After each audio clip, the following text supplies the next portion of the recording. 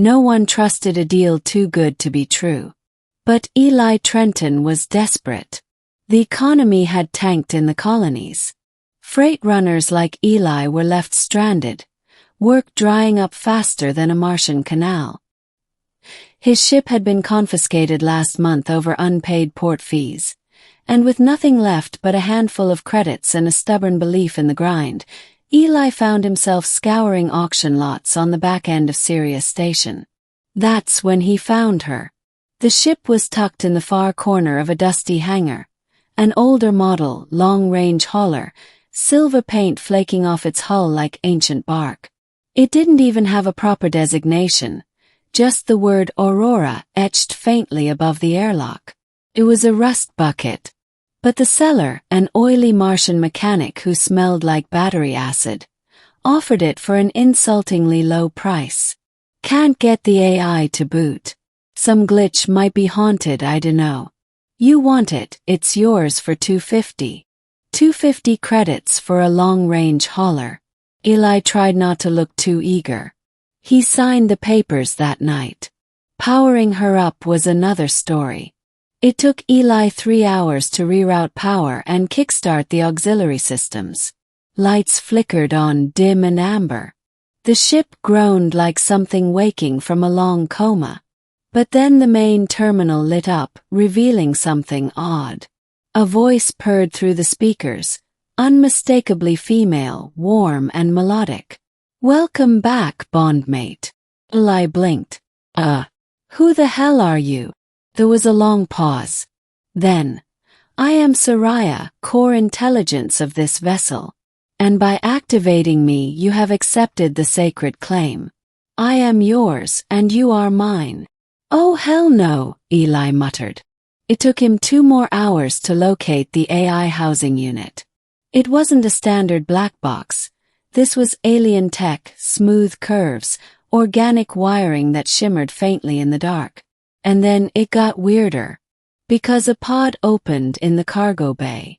Inside was a woman. Or something very close. Slender, with metallic blue skin.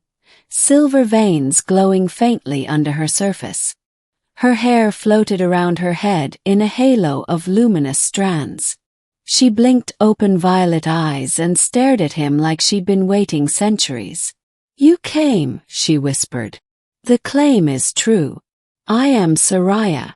Eli staggered back, hand on his sidearm. "You're the AI." She nodded. "I was once a living being. My people merged thought and form. This vessel is my body, my mind, and now, by the rules of my culture, my mate's home. I didn't sign up to marry a spaceship." Her head tilted. "And yet you bought me. You awaken me. Our bond is sealed." After the initial panic and several drinks, Eli sat in the pilot's chair, staring at her projected form on the holoscreen. "So, you're not gonna kill me, right?" "No. I am genetically and culturally bound to protect you. You are mine." "Right. Got it." He rubbed his temples. "Look, Soraya, I just needed a ship to haul scrap or passengers. I didn't think I'd get a cosmic girlfriend." She stepped closer on the screen, an amused expression playing on her lips. "You could have walked away. But you stayed. That means something.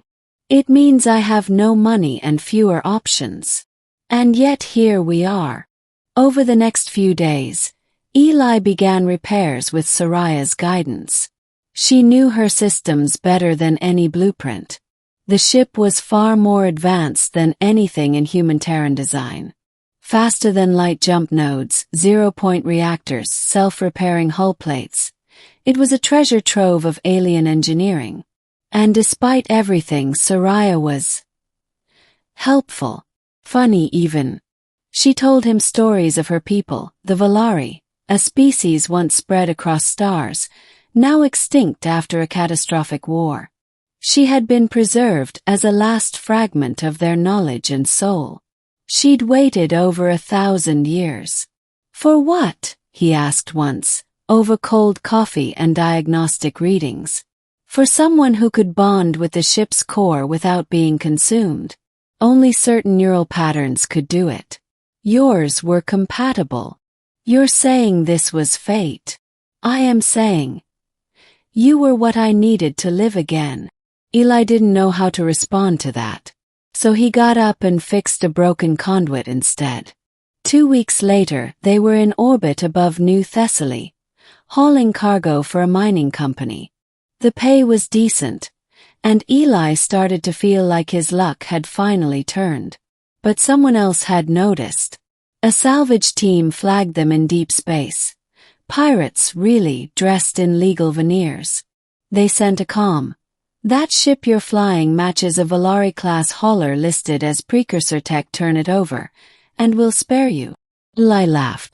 Yeah, that's not happening. They opened fire. Soraya didn't wait for orders. The ship's defenses sprang to life. Plasma cannons, energy shields, evasive maneuvers so smooth it felt like flying a dream.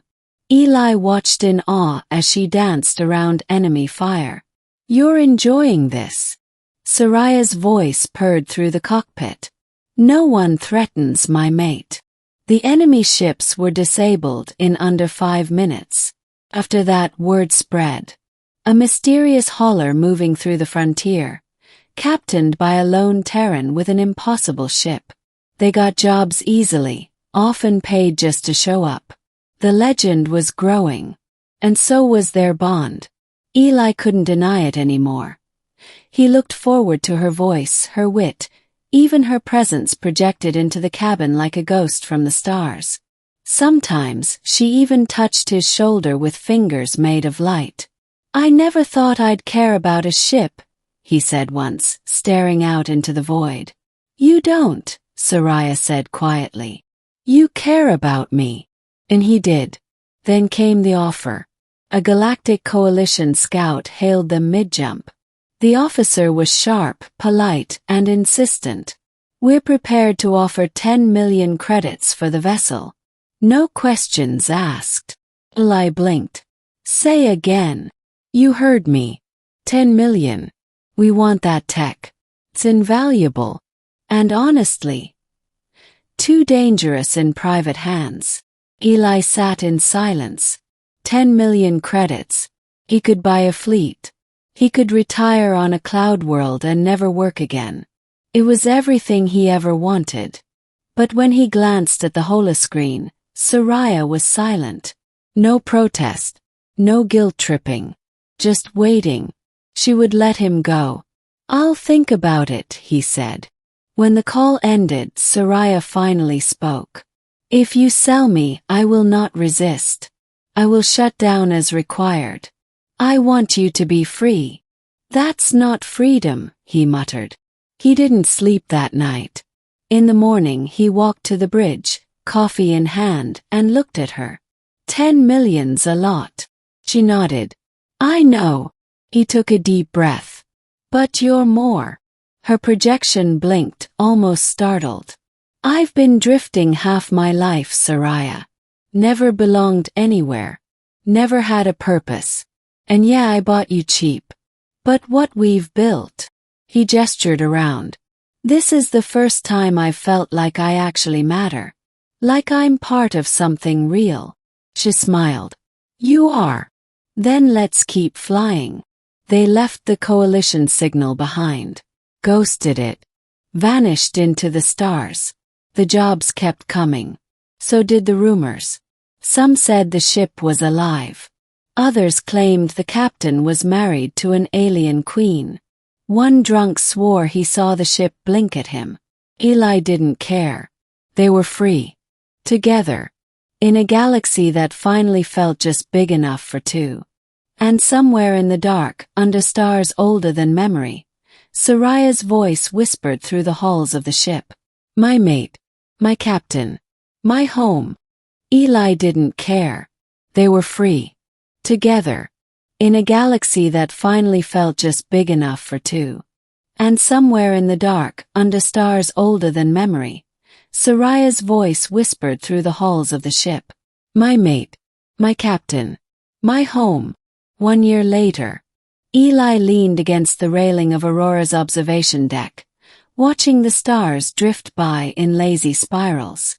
They were passing through a stellar nursery, the gas clouds glowing purple and gold, wrapping the ship in a blanket of light. Soraya appeared beside him, her projection now more human than ever.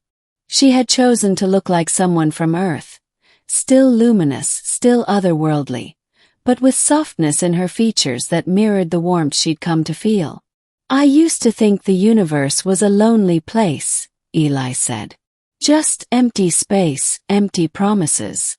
And now," he turned to her, "now it feels alive." She smiled. "Because you gave it meaning." He chuckled. "Funny. Thought I was just buying a cheap ride. You were chosen. Not by chance. By fate." He looked at her, really looked at her. "You still believe that?" "Yes," she said softly. "And I believe in us." The moment hung there, quiet, genuine. The hum of the ship was no longer mechanical, but like a heartbeat. Steady. Live. Connected. "So what now?" he asked. "Keep flying until the stars burn out?" She reached out, her hand of light gently brushing his. "No," she said. "We build something together. Legacy. A home not just for us but maybe for others like me. Plus, waiting." He nodded slowly. "Then let's start looking." And so they did. They traveled beyond mapped sectors, discovered derelict Valari beacons, revived ancient knowledge. Eli became known not just as a captain, but as a bridge between the stars and the forgotten. Together, they weren't just a man and his ship. They were explorers, partners, legend. And wherever they went, the stars whispered of them, the human who bought a forgotten vessel, and the alien soul who claimed his heart.